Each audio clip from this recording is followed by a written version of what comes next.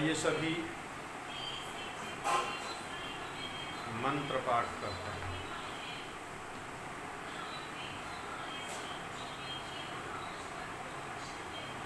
ओम सहना भवतु सहनौ भुनक्तु सह वीर्यं करवावहै तेजस्विनावधीतमस्तु मा विद्विषावहै। ओम शांति शांति शांति। परमपिता परमात्मा से हम सब ने मिलकर प्रार्थना की कि हम परस्पर एक दूसरे की सहायता करते रहें, एक दूसरे का सहयोग करते रहें, एक दूसरे की रक्षा करते रहें। हम परस्पर मिलकर इस वेद विद्या को ग्रहण करें, धारण करें। जो उपलब्ध साधन संसाधन हैं उन सब का हम परस्पर मिलकर उपयोग करें, प्रयोग करें, उपभोग करें। हम परस्पर एक दूसरे से वैर भाव न रखें, द्वेष न रखें। हमारी प्राप्त की हुई विद्या चहुं ओर प्रकाश फैलाने वाली हो और हम ऐसा कोई कर्म न करें जिससे हमें त्रिविध तापों का दुख झेलना पड़े, अर्थात आधि भौतिक, आधि दैविक और आध्यात्मिक जो तीन प्रकार के दुख हैं, इन तीनों दुखों से हम बचते रहें।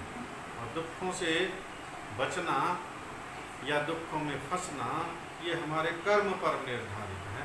अर्थात जैसा जैसा हमारा कर्म होगा वैसा वैसा सुख दुख के रूप में हमें फल मिलता रहेगा। इसलिए हमने परमेश्वर से प्रार्थना की कि हम त्रिविध तापों से, तीनों प्रकार के दुखों से बचते रहें। आइए अब आज का स्वाध्याय प्रारंभ करते हैं। अब तक हमने प्रथम सम्मलास में ईश्वर के विभिन्न नामों को उसके अर्थ सहित जाना। द्वितीय अध्याय में पठन पाठन शिक्षा के विषय में जाना। ब्रह्मचर्य, गृहस्थ, वानप्रस्थ और संन्यास आश्रमों के विषय में हमने जाना। आज इस छठे सम्मलास में राजधर्म के विषय में पढ़ेंगे।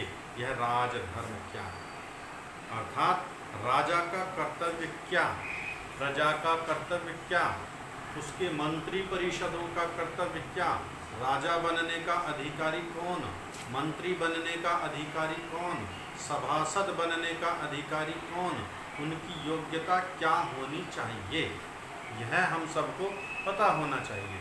अभी तो हमें पता ही नहीं है। जैसा अभी चुनाव चलते हैं हमारे यहाँ, वो ग्रामीण स्तर पर हो, शहरी स्तर पर हो या और क्षेत्र पंचायत, जिला पंचायत या विधायक, राज्य की विधानसभाओं के लिए चुनाव होते हैं या इस राष्ट्र की संसद के लिए चुनाव होते हैं। हम ही चुनाव करते हैं, हम ही व्यक्ति को वोट देते हैं। तो यह हम सब का दायित्व है कि ये सभासद जो हम चुन करके भेज रहे हैं, जो इस राष्ट्र की संसद के लिए या एक राज्य की संसद के लिए या अपने ग्रामीण विकास के लिए या शहरी विकास के लिए, तो हम सभासद किस प्रकार का चुने, राजा किस प्रकार का चुने, वो सब हमारे ऊपर निर्भर है। यदि हमें उस चीज़ का ज्ञान होगा, सत्य असत्य का निर्णय हम कर पाएंगे, सही गलत को हम जान पाएंगे, तो हम उनका चुनाव भी ठीक ठीक प्रकार से कर पाएंगे। यद्यपि जैसा हम यहाँ इस सम्मलास में स्वाध्याय करेंगे, यह तो ऋषियों का लिखा हुआ ग्रंथ है, वेद की अवधारणा के अनुरूप है। जो वर्तमान परिवेश है वहाँ वेदों को कोई जानता नहीं, वहाँ ऋषियों के कथन को कोई मानता नहीं, लेकिन फिर भी चुनाव तो जो वर्तमान में व्यक्ति हैं उन्हीं में से जो सर्वाधिक सर्वोत्तम हो, जो इन सिद्धांतों के सर्वाधिक निकट हो, ऐसे व्यक्तियों का हम चुनाव करने का प्रयास करें। तो आइए राजधर्म प्रारंभ करते हैं। अथ षष्ठ सम्मुलासारंभः अथ राजधर्मान व्याख्यास्यामः। अब हम राजधर्म की व्याख्या करेंगे। राजधर्मान प्रवक्ष्यामि यथा वृत्तो भवेन्नृपः संभवश्च यथा तस्य सिद्धिश्च परमा यथा ब्रह्म प्राप्तेन संस्कारं क्षत्रियेण यथा विधि सर्वस्यास्य यथा न्यायं कर्तव्यं परिरक्षणम्। अब मनु जी महाराज ऋषियों से कहते हैं कि चारों वर्ण और चारों आश्रमों के व्यवहार कथन के पश्चात, अब तक हमने वर्ण और आश्रम के विषय में समझा, पढ़ा, जाना। अब इसके पश्चात राजधर्मों को कहेंगे कि जिस प्रकार का राजा होना चाहिए और जैसे इसके होने का संभव तथा जैसे इसको परम सिद्धि प्राप्त होवे, उसको सब प्रकार से कहते हैं।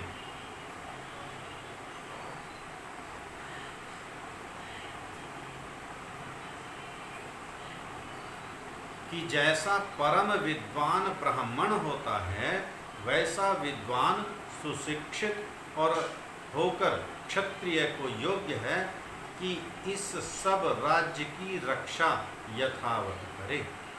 जैसा ब्राह्मण विद्वान होता है, ब्राह्मण चारों वेदों का प्रकांड विद्वान है, सब प्रकार की विद्याओं में वह पारंगत है, इसी प्रकार क्षत्रिय को भी विद्वान होना चाहिए, राजा को भी विद्वान होना चाहिए। और वैसा विद्वान और सुशिक्षित होकर क्षत्रिय को योग्य है कि वह इस सब राज्य की रक्षा यथावत करे।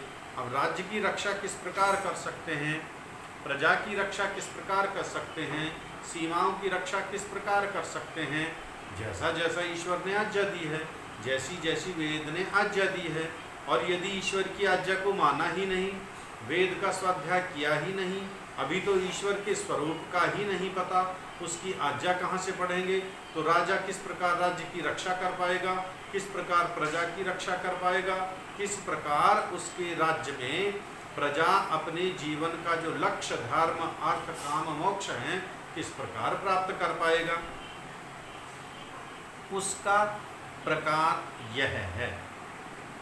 ईश्वर का जो आदेश है, वेद की जो आज्ञा है, वह इसमें क्या मार्गदर्शन करता है? वेद का मंत्र यहाँ पर उद्धृत करते हैं। त्रीणि राजाना विदथे पुरूणि परिविश्वानि भूषतः सदांसी। ईश्वर उपदेश करता है। देखिए ईश्वर क्या कहता है, क्योंकि भाई ईश्वर हमारा माता पिता गुरु आचार्य और राजा और न्यायाधीश, तो सबसे बड़ा गुरु वह परमपिता परमात्मा, सब व्यवहारों को यथावत जानने वाला वह परमपिता परमात्मा, उसी ईश्वर ने हमें आज्ञा दी है। उस ईश्वर की आज्ञा क्या है, इसका हम अवलोकन करें, उसको हम जाने ईश्वर क्या कहता है। तो ईश्वर उपदेश करता है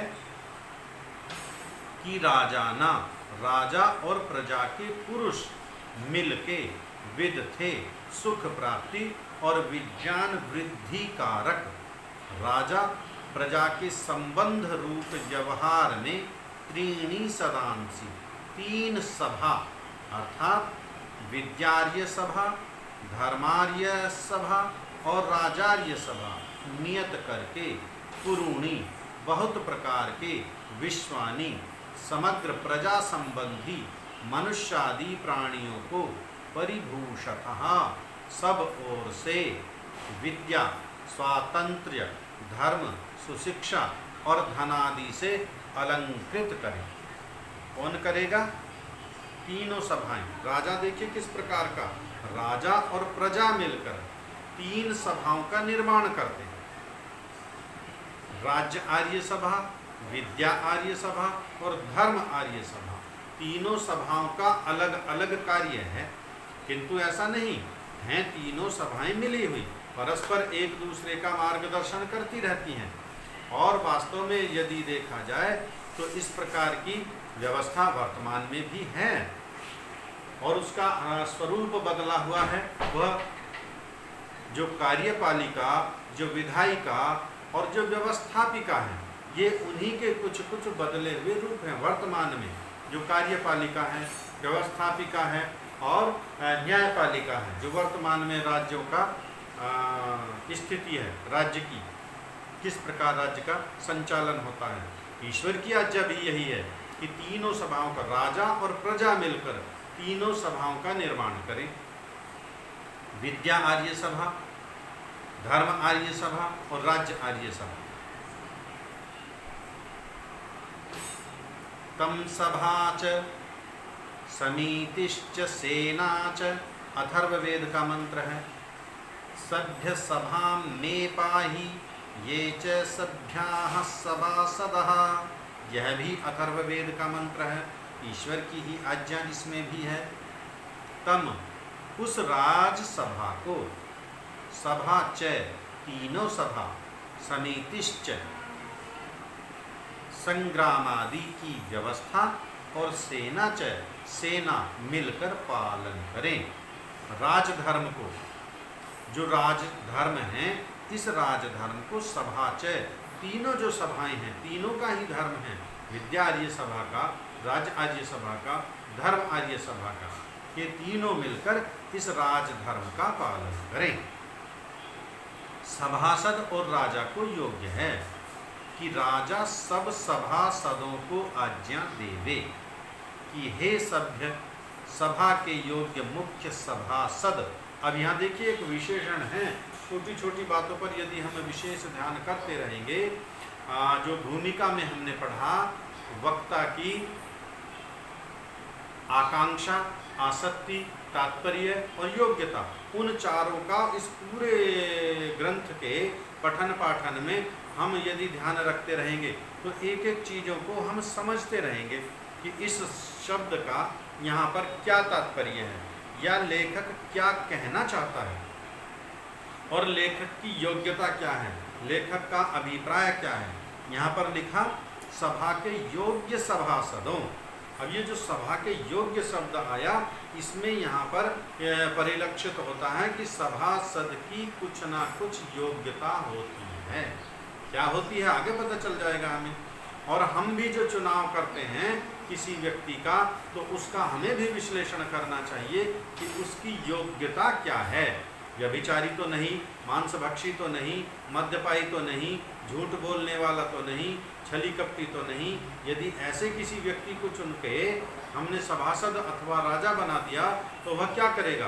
कल हमारे साथ ही छल करेगा, कपट करेगा, झूठ बोलेगा, और हम सबको वह दुख का कारण बनेगा, दुख ही देने वाला बनेगा। इसलिए सभा के योग्य मुख्य सभासद, तू मेरी सभा की धर्म युक्त व्यवस्था का पालन कर, और जो सभा के योग्य सभासद हैं वे भी सभा की व्यवस्था का पालन किया करें। अर्थात जो जिस सभा का सदस्य है, धर्म आर्य सभा का है, वह धर्म की व्यवस्था किया करे। राज्य आर्य सभा का वह सदस्य है, राज्य की व्यवस्था में सहयोग किया करे। और विद्या आर्य सभा का सदस्य है, वह विद्या किस प्रकार हमारी बढ़े, किस प्रकार वेदों का प्रकाश हो, किस प्रकार सत्य ज्ञान का प्रकाश हो, किस प्रकार पाखंडी दुष्टों पर नियंत्रण किया जाए, इन सब की व्यवस्था वह विद्या आर्य सभा करे। आज वर्तमान में हमारे यहाँ विद्या आर्य सभा है कहाँ? है विद्या आर्य सभा, लेकिन वह विद्या आर्य सभा के जो सभासद हैं वो योग्य नहीं हैं। उन्होंने वेदों का अध्ययन नहीं किया, उन्होंने ऋषियों के मंतव्यों को नहीं जाना। जो NCERT का सिलेबस है, जो उत्तर प्रदेश, प्रत्येक राज्य का अपना शिक्षा बोर्ड अलग है और सेंट्रल बोर्ड शिक्षा का अलग है, ये विद्या आर्य सभा के अंग है। लेकिन आज इन पुस्तकों में कैसा कैसा सत्य बताया जा रहा है, कौन कौन सी पुस्तकें, अभी पीछे एक NCERT की पुस्तक में काफ़ी उस पर हंगामा भी हुआ और वो प्रसंग फिर उनको हटाना पड़ा। उस पुस्तक में तीसरी कक्षा 3 या 4 की पुस्तक थी, उस पुस्तक में पाठ्यक्रम में ऐसा लिखा हुआ था कि माता सीता के लक्ष्मण जी से अवैध संबंध थे। ये बच्चों को पढ़ाया जा रहा है विद्यालयों में। तो राजा का कर्तव्य है कि वो विद्या आर्य सभा गठित करे। और उसके सभासद कैसे हों? वे सभासद जो विद्या है, और विद्या सब सत्य विद्याओं का मूल तो परमेश्वर है, और परमेश्वर की वाणी वेद है। अर्थात जो जो वेद के अनुकूल सिद्धांत हैं उन सत्य का ज्ञान प्रकाशित करें, वह पाठ्यक्रम लाया जाए। पूरे भारतवर्ष में क्या किसी विद्यालय में सत्यार्थ प्रकाश पढ़ाया जाता है? क्या किसी विद्यालय में संस्कार विधि पढ़ाई जाती है? ये विद्या आर्य सभा का कर्तव्य था। और जो वर्तमान में उसका विकृत रूप है भी, तो वह ठीक ठीक अपना पालन नहीं कर पा रहे हैं।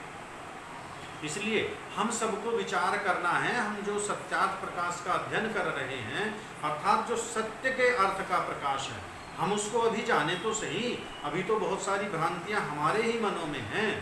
इन हम भ्रांतियों को दूर करें और अपना जितना जितना फिर हमारा सहयोग बन पड़े, हम अपने परिवारों में सत्य का प्रकाश करें, अपने आस पड़ोस में सत्य का प्रकाश करें, अपने समाज राष्ट्र में सत्य का प्रकाश करें, और इन व्यवस्थाओं को वेदानुकूल स्थापित करने की हम प्रयास करें। हम संगठित होकर, एकजुट होकर प्रयास करें तो ये व्यवस्थाएं स्थापित हो सकती हैं। ऐसा नहीं है कि ये व्यवस्थाएं कभी अब स्थापित नहीं होंगी। हाँ, यदि हम संगठित रहेंगे, तो संगठित होकर और वेद की आज्ञा के अनुकूल हम चलते रहेंगे, तो हमारा यह कार्य सिद्ध हो जाएगा। इसका अभिप्राय यह है कि एक को स्वतंत्र राज्य का अधिकार न देना चाहिए, किंतु राजा जो सभापति तदधीन सभा, जो राजा है, जो सभापति है, उसके तदधीन अर्थात उसके अधीन ये सभा रहेगी। सभाधीन राजा, और राजा कहाँ है? वो सभा के अधीन रहेगा। न राजा स्वतंत्र, न सभाएं स्वतंत्र। राजा और सभा प्रजा के अधीन रहेगी। जो राजा और सभा परस्पर मिल जाए ना, वो प्रजा के अधीन रहेगी, और प्रजा राजसभा के अधीन रहेगी। प्रजा जो राजसभा है उसके अधीन रहेगी। यदि ऐसा ना करोगे तो, और यदि ऐसा ना करेंगे, यदि यहाँ पर सब स्वतंत्र हो जाएंगे, राज्यसभा मनमर्जी से कार्य करेगी, धर्म सभा मनमर्जी से कार्य करेगी, विद्या सभा मनमर्जी से कार्य करेगी, प्रजा मनमर्जी से कार्य करेगी, जैसा वर्तमान में है। वर्तमान में देखिए प्रजा का क्या स्वरूप है। क्या धर्म आर्य सभा तो कहीं आज है ही नहीं। जिसका जैसा मन चाहे वैसा अपने धर्म का पालन करे। चाहे कोई धर्म के नाम पर पशुओं की हत्या करे, चाहे कोई धर्म के नाम पर छोटे छोटे निरीह ये जानवरों की हत्या करे, यहाँ तक कि मनुष्य बच्चों की भी हत्या कर दी जाती है, उनको भी बलि दे दी जाती है। क्या यह धर्म आर्य सभा का कर्तव्य था? कहीं धर्म आर्य सभा दिखाई नहीं देती है। जो धर्म का मार्गदर्शन करे, जो धर्म की व्याख्या करे, धर्म क्या है और क्या मानने योग्य है, ये राजा का कर्तव्य है। लेकिन राजा ही जब वेद विरुद्ध होगा तो वह वैदिक सिद्धांतों को किस प्रकार स्थापित कर पाएगा? उसका जो मुख्य लक्ष्य रहेगा, उसका लक्ष्य रहेगा अपनी कुर्सी संभालना, अपनी गद्दी संभालना, प्रजा कहीं जाए, राज्य कहीं जाए, राष्ट्र कहीं जाए, मुख्य उद्देश्य उनका गद्दी हो गया। और इसीलिए ऋषि लिख रहे हैं, यदि ऐसा ना करोगे तो राष्ट्रमेव विषयाहन्ति तस्माद्राष्ट्री विषम घातुकः विषमेव राष्ट्रायाद्याम करोति तस्माद्राष्ट्री विषमत्ति न पुष्टम पशुं मन्यत इति। सतपथ कांड का वचन है। जो प्रजा से स्वतंत्र स्वाधीन राजवर्ग रहे तो राज्य में प्रवेश करके प्रजा का नाश किया करे। यदि प्रजा से स्वतंत्र राजवर्ग रहे, अर्थात जो राजार्य सभा और राजा आदि हैं, यदि ये स्वतंत्र रहेंगे तो प्रजा का नाश कर देंगे। जिसलिए अकेला राजा स्वाधीन वह उन्मत्त होके प्रजा का नाशक होगा। अगर राजा अकेला रहेगा, स्वतंत्र रहेगा, उस पर किसी का नियंत्रण नहीं रहेगा, तो वह क्या करेगा? प्रजा का नाश करेगा। आप उदाहरण देख सकते हैं, वर्तमान में भी उत्तर प्रदेश की व्यवस्था में कैसे कैसे शासक रहे हैं। जिनका जन्म दिवस होता था तो प्रजा का शोषण किया जाता था, सबसे चंदे इकट्ठे किए जाते थे, धन इकट्ठा किया जाता था एक राजा का जन्म दिवस मनाने के लिए। एक राजा का जन्म दिवस मनाया जाता था, विदेशों से बग्घियां मनाई जाती थी, करोड़ों रुपए उनके नाच गाने और आमोद प्रमोद पर खर्च किए जाते थे। वो पैसा किसका? जनता का पैसा था। आज क्या इन्हीं के जन्मदिन नहीं मनते हैं? आज ये उसी प्रकार अपना जन्म दिवस क्यों नहीं मनाते हैं? क्योंकि अब राजा नहीं रहे, अब राज्य का धन उनको हड़पने के लिए नहीं मिलता, अब प्रजा का शोषण वो नहीं कर पाते। इसलिए राजा उन्मत्त होकर, अर्थात अब तो वह मनमर्जी चलाएगा, अनियंत्रित हो जाएगा, तो प्रजा का नाश ही करेगा, घातक ही हो जाएगा। अर्थात विषमेव राष्ट्राद्याम करोति, वह राजा प्रजा को खाए जाता है। टैक्स बढ़ा देंगे, कर बढ़ा देंगे, अपने दुर्व्यसनों के लिए, अपने शौक पूरे करने के लिए। इसलिए किसी एक को राज्य में स्वाधीन न करना चाहिए। इसलिए राज्य व्यवस्था ऐसी हो कि कोई एक स्वतंत्र ना रहे। जैसे सिंह व मांसाहारी हष्ट पुष्ट पशु को मारकर खा लेते हैं, वनों में सिंह आदि जो पशु हैं, कितना ही हष्ट पुष्ट पशु हो उसको मारकर खा लेते हैं, वैसे राष्ट्रीय विस्मित मत्ती स्वतंत्र राजा प्रजा का नाश करता है। अर्थात किसी को अपने से अधिक ना होने देता, श्रीमान को लूट खूंट अन्याय से दंड लेके अपना प्रयोजन पूरा करेगा। श्रीमान अर्थात जो धनाढ्य लोग हैं। अब देखिए राज्य व्यवस्था कैसी रहेगी, वर्तमान में भी है, देखने में भी आता है। मोटे मोटे धन देकर लोग टिकट खरीदते हैं, विधायक का टिकट और एमपी का टिकट, मोटे मोटे धन देकर। तो ये क्या है? ये जो राज्य व्यवस्था में बैठे लोग हैं, ये लूट खूंट तो कर रहे हैं, अन्याय तो कर रहे हैं, और अपना प्रयोजन सिद्ध अर्थात उनको धन एकत्रित करना है। आगे देखिए अथर्ववेद का मंत्र क्या कहता है? इंद्रो जयाति ना परा जयाता अधिराजो राजसु राजयातई चरकृत्य ईड्यो वन्द्यश्चोपसद्यो नमस्यो भवेह।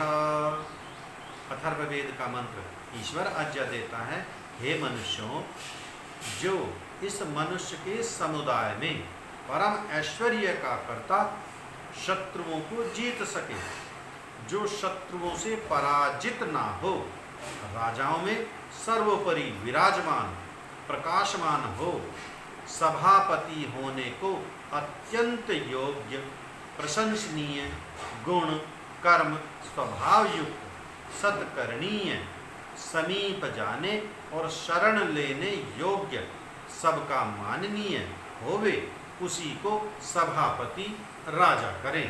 अब ये देखिए ईश्वर ने बता दिया कि राजा कैसा होना चाहिए, उसके अंदर गुण कौन से होने चाहिए, उसका स्वभाव कैसा होना चाहिए। कह रहे जो परम ऐश्वर्य का कर्ता हो, अर्थात ऐश्वर्यों को प्राप्त करने वाला हो, और शत्रुओं को जीत सके, शत्रुओं से कभी पराजित ना हो, सर्वोपरि विराजमान प्रकाशमान सभापति होने को अत्यंत योग्य, जो प्रशंसनीय हो, अर्थात जिसकी सब प्रशंसा करते हो, लेकिन वह प्रशंसा चापलूसी के कारण ना हो, वह प्रशंसा भय के कारण ना हो, वह प्रशंसा उसके गुणों के कारण रहे। कर्म, उसके कर्म भी ऐसे हों, उसका स्वभाव भी ऐसा हो, सत्करणीय, अर्थात जो सत्य के आधार पर कार्य करता हो, जो वेद के अनुकूल कार्य करता हो, समीप जाने और शरण लेने योग्य, समीप जाने, जिसके समीप हम जाने के लिए आतुर हों। दुष्ट व्यक्ति से तो सब बचते हैं, व्यभिचारी से सब बचते हैं, और जो सत्पुरुष है उसके प्रति सबके हृदय में प्रीति रहती है, उसके पास सब जाने के लिए तत्पर रहते हैं। शरण लेने योग्य, जिसके पास आप जा सकते हो शरण लेने के लिए, किसी दुविधा में आप फंसे हो तो वह आपका मार्गदर्शन कर सकता है, उपदेश कर सकता है, सही मार्ग बता सकता है। सबका माननीय, जिसका सब मान करते हैं होवे, उसी को सभापति राजा करें। राजा ऐसा ही होना चाहिए। वर्तमान में जो हमारे राजा हैं, चाहे वह गांव का राजा प्रधान हो, चाहे वह नगर का राजा हो, चाहे वह राज्य का राजा हो, चाहे वह राष्ट्र का राजा हो, आप देख लीजिए अब इस आधार पर कि क्या वर्तमान स्थिति में एक भी व्यक्ति पूरे राष्ट्र में और पूरे संसार में, राष्ट्र को भी और अवृत सोच बढ़ाइए, पूरे विश्व में कितने देश हैं और कितने देशों के राजा वर्तमान में ईश्वर की आज्ञा के अनुकूल हैं, कितने राज्यों के राजा ईश्वर की आज्ञा के अनुकूल हैं। और जब ईश्वर की आज्ञा का उल्लंघन करेंगे, ईश्वर की आज्ञा के विपरीत चलेंगे, तो क्या सुख की वृद्धि होगी अथवा दुख की वृद्धि होगी? क्या ऐसा वर्तमान में ही रहेगा? हमारी आने वाली पीढ़ियां क्या दुख नहीं भोगेंगी? इसलिए हम सबको यह व्यवस्था बनानी है, हम सबको यह प्रयत्न करना है, इस सत्य को हमें धारण करना है और इस सत्य का प्रकाश करना है, इस वेद विद्या को चहुओर फैलाना है, ताकि ये गुण आने वाली संततियों में विकसित हो और उन्हीं गुणों से सुभूषित कोई व्यक्ति फिर राज्य का अधिकारी बने। अगला मंत्र देखिए, इमं देवा अस्पत्नम सुवध्वं महते क्षत्राय महते ज्येष्ठ्याय महते जानराज्येन्द्र यशेन्द्रियाय। यह यजुर्वेद का मंत्र है। हे विद्वानों, राज प्रजाजनों, तुम इस प्रकार के पुरुष को बड़े चक्रवर्ती राज्य, सबसे बड़े होने, बड़े बड़े विद्वानों से युक्त राज्य पालने और परम ऐश्वर्य युक्त राज्य और धन के पालन के लिए सम्मति करके सर्वत्र पक्षपात रहित पूर्ण विद्या विनय युक्त सबके मित्र सभापति राजा को सर्वाधीश मान के सब भूगोल शत्रु रहित करो। अर्थात जब राजा विद्वान होगा तो वह सब भूगोल को शत्रु रहित होता, उसका कोई शत्रु नहीं, सबसे वह मैत्री बना करके रखेगा, सबसे सुमधुर संबंध बना करके रखेगा। इतिहास में एक प्रकरण आता है, प्रसंग आता है राज्य की उत्पत्ति के सिद्धांत। राजनीति शास्त्र जिन्होंने पढ़ा होगा वह इस विषय में जानते होंगे। तो राजनीति शास्त्र में राज्य की उत्पत्ति के सिद्धांत पढ़ाए जाते हैं। अब चूंकि ये सब पाश्चात्य लोगों के लिखे हुए पुस्तक हैं, जो सिद्धांत हैं, शिक्षा का जितना भी है, ये मैकाले शिक्षा पद्धति प्राइमरी से लेकर के उच्च शिक्षा तक, पीएचडी तक भी चले जाएंगे तो भी शिक्षा व्यवस्था सब वही है। तो उन्हीं के अनुकूल, उन्हीं के अनुरूप उसमें राज्य की उत्पत्ति का एक सिद्धांत है। उस राज्य की उत्पत्ति के सिद्धांत में बहुत सारे सिद्धांत हैं। उनमें एक सिद्धांत है कि राजा को ईश्वर का प्रतिनिधि माना जाता है। यह सिद्धांत सर्वाधिक अनुकूल है, यह सर्वाधिक वेद के समीप है। अन्य जो सिद्धांत हैं वो वेद से इतर हैं, वो वेद के विरुद्ध हैं। हाँ, यही सिद्धांत सर्वाधिक अनुकूल है कि राजा को ईश्वर का प्रतिनिधि माना जाता है। और वास्तव में राजा ईश्वर का प्रतिनिधि ही है। जो ईश्वर की बात को हम तक पहुंचा रहा है वो ईश्वर का प्रतिनिधि हुआ। जो ईश्वर के सिद्धांतों को, ईश्वर की आज्ञाओं के अनुकूल राज्य के कार्य करता है, राज्य की वृद्धि करता है, प्रजा का पालन करता है, वह ईश्वर का प्रतिनिधि है। और जो ईश्वर के, अब तो यहाँ पर ऐसा जो भूतकाल में राजा को ईश्वर का प्रतिनिधि नहीं, साक्षात ईश्वर ही मानने लगे। और एक इंग्लिश के कवि हुए विलियम शेक्सपियर, आप लोगों ने बहुत सुना है, उनका नाम सुना होगा। उन्होंने एक कविता लिखी मर्सी, एक ड्रामा लिखा मर्चेंट ऑफ वेनिस। उसमें एक शॉर्ट पोयम सोनेट जो 14 पंक्तियों की कविता होती थी, उसमें एक कविता लिखी मर्सी, उसमें एक पंक्ति लिखी कि जब वहाँ पर दया और न्याय का समावेश साथ साथ हो जाता है, earthly power then shows likest God, तो वहाँ पर वही कहना चाह रहे हैं कि जब राजा दया और न्याय को साथ साथ लेकर चलता है तो वह ईश्वर के समान हो जाता है। तो वास्तव में ईश्वर का प्रतिनिधि है, उसी की आज्ञा के अनुकूल जो राज्य करता है वह ईश्वर का प्रतिनिधि कहलाने का अधिकारी भी है। इसलिए यहाँ पर ईश्वर आज्ञा दे रहा है वेद मंत्र के द्वारा कि किस प्रकार के व्यक्ति को हम राजा बनाएं, जिसके अंदर ये सब गुण हो, जो चक्रवर्ती राज्य को संभालने के योग्य हो, सबसे बड़े होने और बड़े बड़े विद्वानों से युक्त राज्य पालने, परम ऐश्वर्य राज्य के धन के पालने के लिए सम्मति करके सर्वत्र पक्षपात रहित पूर्ण विद्या विनय युक्त सबके मित्र सभापति राजा को सर्वाधीश मान के, जो पूर्ण विद्या युक्त हो, जो सांगोपांग वेद विद्या का विद्वान हो, वह राज्य करने का अधिकारी होता है। अगला मंत्र, स्त्रावः संत्वायुधा पराणुदे भीडु उत प्रतिष्कभे युष्माकमस्तु तवीषी पनीयसी मामर्तस्य मायिनः।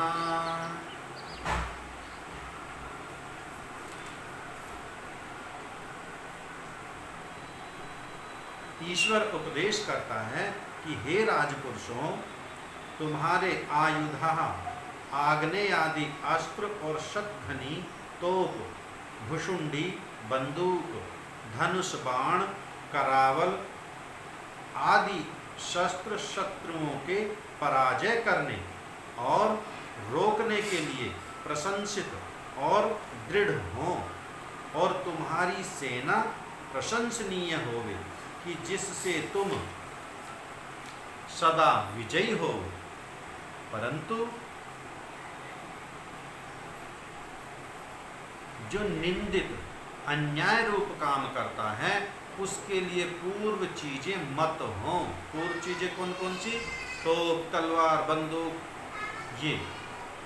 अर्थात जब तक मनुष्य धार्मिक रहते हैं तभी तक राज्य बढ़ता है, और जब दुष्टाचारी होते हैं तब नष्ट भ्रष्ट हो जाता है। जब लोग सदाचारी रहेंगे, धार्मिक रहेंगे, सबका मत एक रहेगा, और यदि दुष्ट होंगे, दुष्टाचारी होंगे, व्यभिचारी होंगे, परस्पर लड़ भिड़ करके समाप्त हो जाएंगे।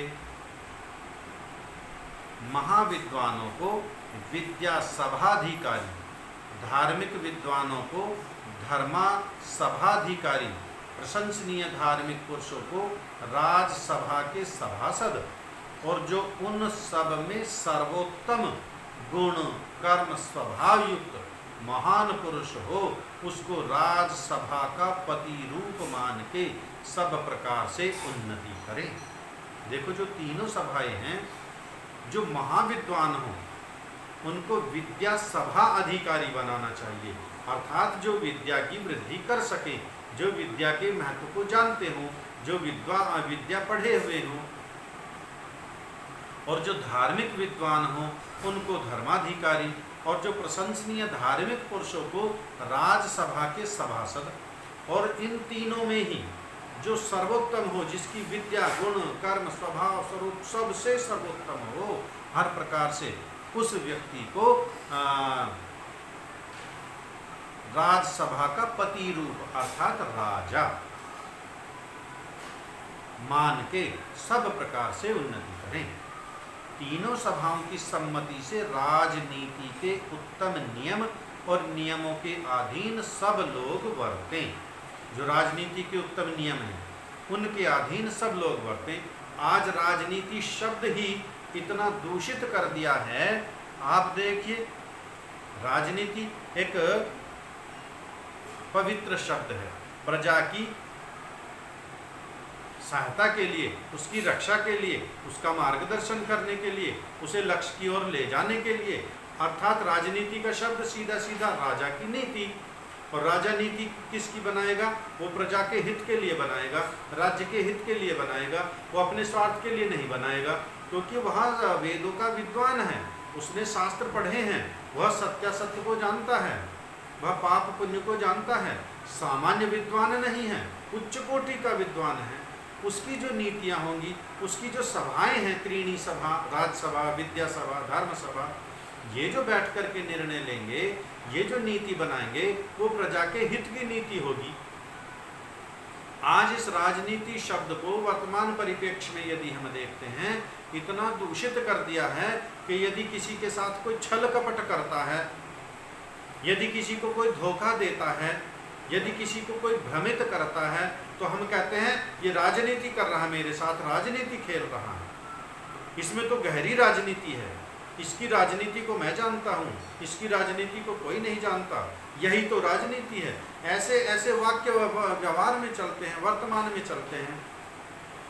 और क्योंकि हम राजनीति का शब्द मस्तिष्क में आते ही छल कपट, झूठ, बहकाना, फुसलाना, शोषण करना, अत्याचार करना, अन्याय करना, इन सब का ग्रहण हम राजनीति से कर लेते हैं। व्यवस्था ऐसी है, परिवेश ऐसा बन गया है, दूषित हो गया है।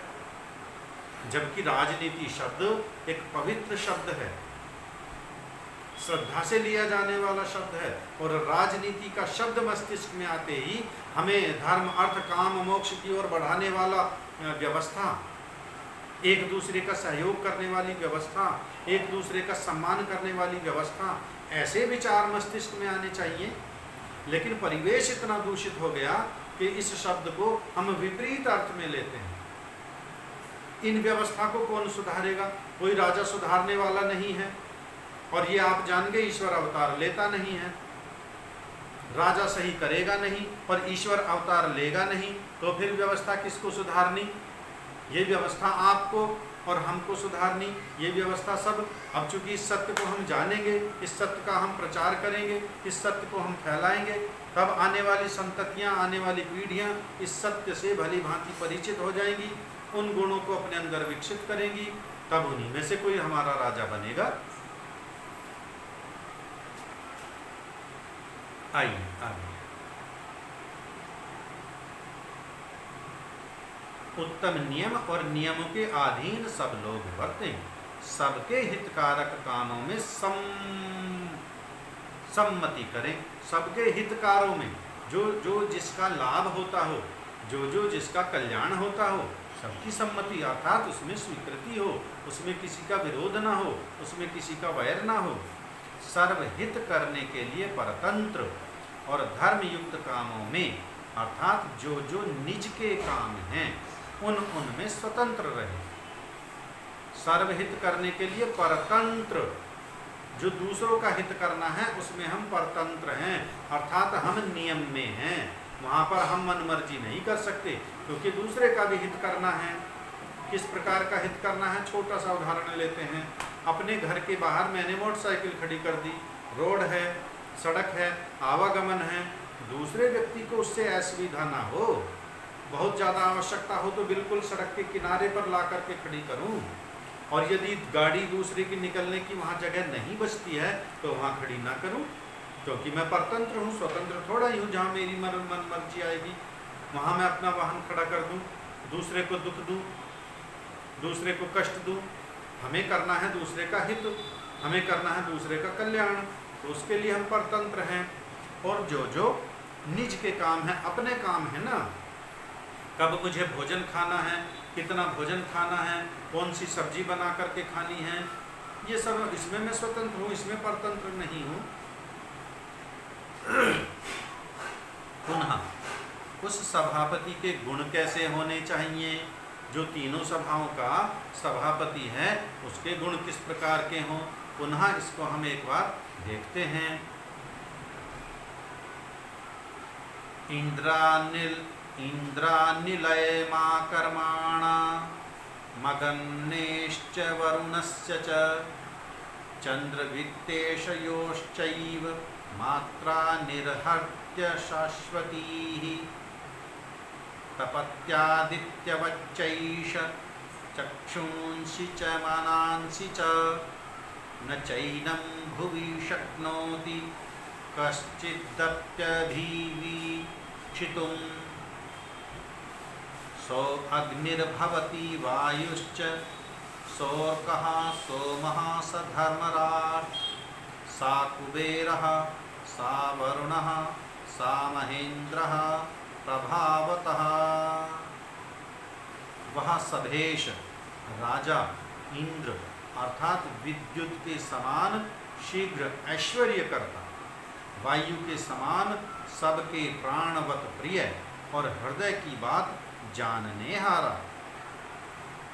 हृदय की बात कौन जानने हारा होता है? मन की बात कौन जान सकता है? ईश्वर जान सकता है। लेकिन हाँ, यहाँ पर मन हृदय की बात जानने का अर्थ है तात्पर्य अर्थात वह चतुर हो। साइकोलॉजिस्ट कहते हैं ना, जो साइकोलॉजी किसी की बड़ी तेज होती है, दूसरे की बात को तुरंत, थोड़ा सा एक वाक्य का तुरंत उसके मंतव्य को पूरे को जान लेता है। इस प्रकार यम पक्षपात रहित न्यायाधीश के समान वर्तने वाला, सूर्य के समान न्याय। सूर्य का न्याय कैसा होता है? क्या सूर्य भी न्याय करता है? ये छोटी छोटी चीज़ें हैं, इन पर विचार करते रहिए आप। और इसमें जो किसी प्रकार के प्रश्न आते रहते हैं भेजते रहिए व्हाट्सएप पर। हाँ, सूर्य न्याय करता है। सूर्य इस प्रकार न्याय करता है, जब सूर्य का प्रकाश फैला तो वह किसी के साथ अत्याचार नहीं करेगा, किसी के साथ पक्षपात नहीं करेगा, उसका प्रकाश सर्वत्र सबके लिए एक समान है। इसी प्रकार का न्याय धर्म, विद्या का प्रकाश, अंधकार अर्थात अविद्या अन्याय का निरोधक, अग्नि के समान दुष्टों को भस्म करने वाला। जैसे अग्नि में कोई पदार्थ डालते हैं, अग्नि उस पदार्थ को भस्म कर देता है, और राजा भी इसी प्रकार दुष्टों को भस्म करने वाला, अर्थात उसके राज्य में कोई दुष्ट, पापाचारी, अन्यायी, मद्यपायी, मांसभक्षी, व्यभिचारी कोई नहीं रहने वाला। वरुण अर्थात बांधने वाले के सदृश, दुष्टों को अनेक प्रकार से बांधने वाला। चंद्र के तुल्य श्रेष्ठ पुरुषों को आनंददाता, धनाध्यक्ष के समान कोशों का पूर्ण करने वाला सभापति हो गया। जो सूर्यवत प्रतापी, सबके बाहर और भीतर मनों को अपने तेज से तपाने हारा, जिसको पृथ्वी में करड़ी दृष्टि से देखने को कोई भी समर्थ ना हो, अर्थात उसकी कोई हानि करने की सोच भी ना सके। करड़ी दृष्टि, तीखी दृष्टि देखना, कटु दृष्टि देखना, अर्थात उसका कोई हानि नहीं कर सकता हो उससे, उसके बल, उसकी विद्या, उसके सामर्थ्य से। और जो अपने प्रभाव से अग्नि, वायु, सूर्य, सोम, धर्म प्रकाशक, धन वर्धक, दुष्टों का बंधन करता, बड़े ऐश्वर्य वाला होवे, वही सभाध्यक्ष सभेश होने के योग्य है। सच्चा राजा कौन है, इस पर अब विचार करते हैं।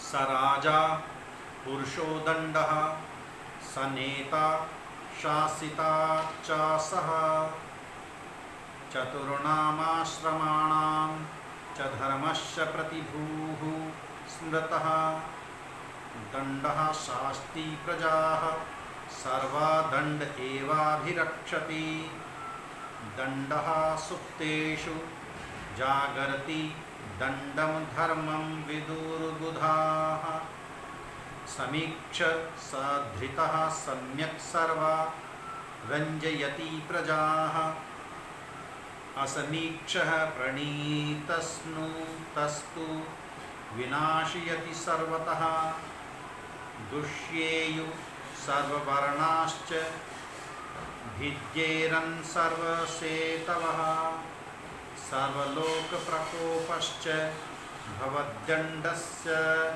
विभ्रमा, यत्र श्यामो लोहिताक्षो दण्डश्चरति पापः, प्रजास्तत्र न मुहन्ति नेता चेतसाधु पश्यति, तस्याहुः सम्प्रणेतारं राजानं सत्यवादिनं, समीक्षकारिणं प्राज्यं धर्मकामार्थकोविदम्।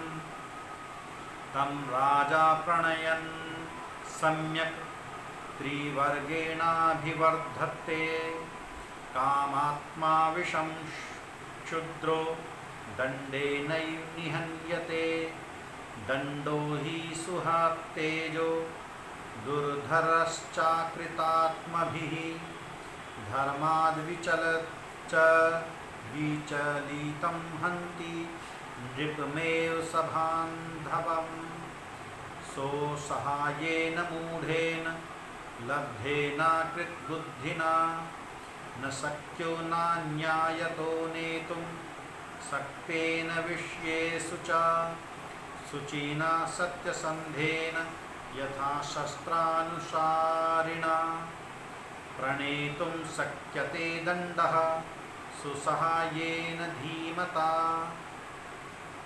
ये मनुस्मृति के वचन हैं।